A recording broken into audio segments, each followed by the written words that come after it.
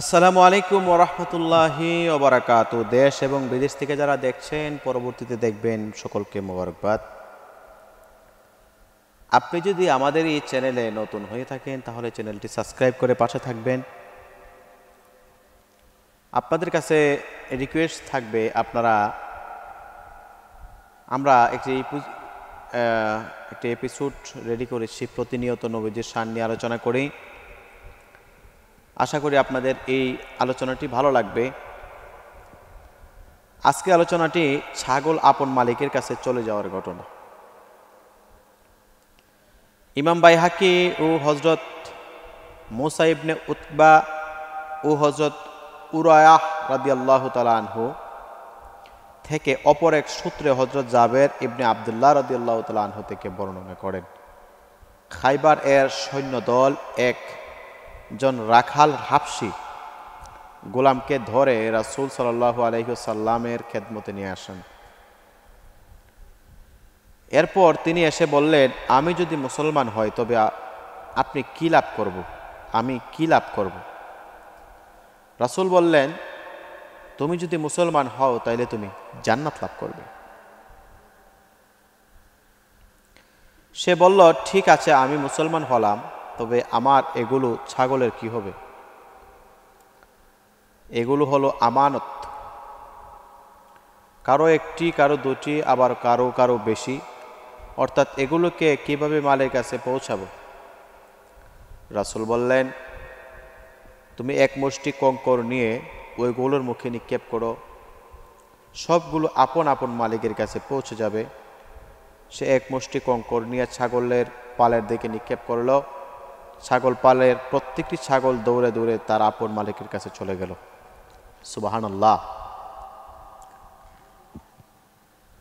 অতঃপর ওই গোলাম যুদ্ধে অংশগ্রহণ করল, শাহাদাত বরণ করল, অথচ সে আল্লাহর সামনে একটি সেজদাও দেয়নি। কিন্তু রাসূল তাকে জান্নাতের সুসংবাদ দেন, বলেন, আমি তার কাছে জান্নাতের হুরদের থেকে দুটি হুর তার বিবিকে হিসাবে দেখেছি। ঘটনা আপনাদেরকে একটু ভেঙে বলি। এক ব্যক্তি, তিনি রাখাল ছিলেন, খাইবারের সৈন্য দলের একজন রাখাল হাবশী গোলামকে ধরে নবী সাল্লাল্লাহু আলাইহি ওয়াসাল্লামের খেদমতে নিয়ে আসলেন। সে রাখাল ছিল, তো সে রাসূলের কাছে আইসা বলল, হ্যাঁ আল্লাহ রাসূল, আমি যদি মুসলমান হই আমার কি লাভ? নবী বললেন, তুমি মুসলমান হলে তোমার লাভ হচ্ছে তুমি জান্নাতে যেতে পারবে। নবী, আমি জান্নাতে যাব, আলহামদুলিল্লাহ, সমস্যা নাই, তবে আমি যে 2টা-5টা ছাগল আমার মালিকের ছাগলগুলো চড়াই, তারা কিভাবে যাবে? নবী বললেন, তুমি এক মুষ্টি মাটি নাও অথবা এক মুষ্টি পাথর নাও, তুমি ছিটিয়ে দাও, দেওয়ার সাথে সাথে দেখবে ছাগলগুলো তার আপন আপন জায়গায় মালিকের কাছে চলে যাবে। সে এক মুষ্টি বালুকণা ছেড়ে দিল, সাথে সাথে ছাগলগুলো তার আপন মালিকের কাছে চলে গেল। এরপর এই হাবশী রাখাল সে যুদ্ধে অংশগ্রহণ করে শাহাদাত বরণ করল, আল্লাহর সামনে একটিও সেজদা দেয়নি। নবীজি বললেন, আমি তাকে জান্নাতের সুসংবাদ দিলাম। আমি দেখলাম সে জান্নাতি এবং তার কাছে জান্নাতের হুরদের থেকে 2টি হুর তার বিবি হিসাবে দেখেছি। কিতাবটুকুন জালালউদ্দিন সুয়ুতি আল কাসাইসুল কুবরা, প্রথম খণ্ড, 419 নম্বর পৃষ্ঠা থেকে এসেছে।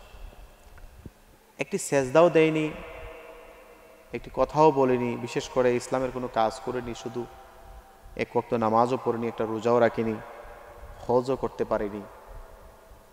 অথচ যুদ্ধের ময়দানে যুদ্ধ করছে, শহীদ হয়ে গেছে, কাফেরদের হাতে তিনি ইন্তেকাল করেছেন, শহীদ হয়ে গেছে।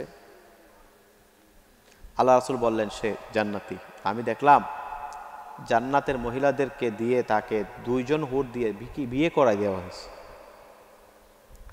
তাহলে যে রাসূল সাল্লাল্লাহু আলাইহি ওয়াসাল্লাম এমন পয়গম্বর, এমন নবী, তিনি তিনার উম্মতের জান্নাতের সুসংবাদ দেন।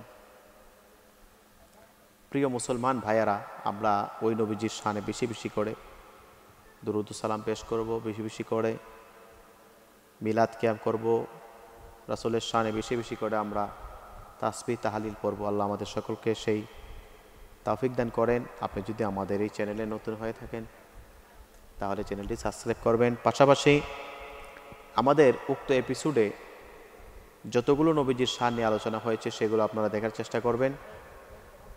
পাশাপাশি আমরা আপনাদের প্রতিনিয়ত বেশি বেশি করে নবীজির শান নিয়ে আলোচনা করে আপনারা সেগুলো দেখার চেষ্টা করবেন। আর আমাদের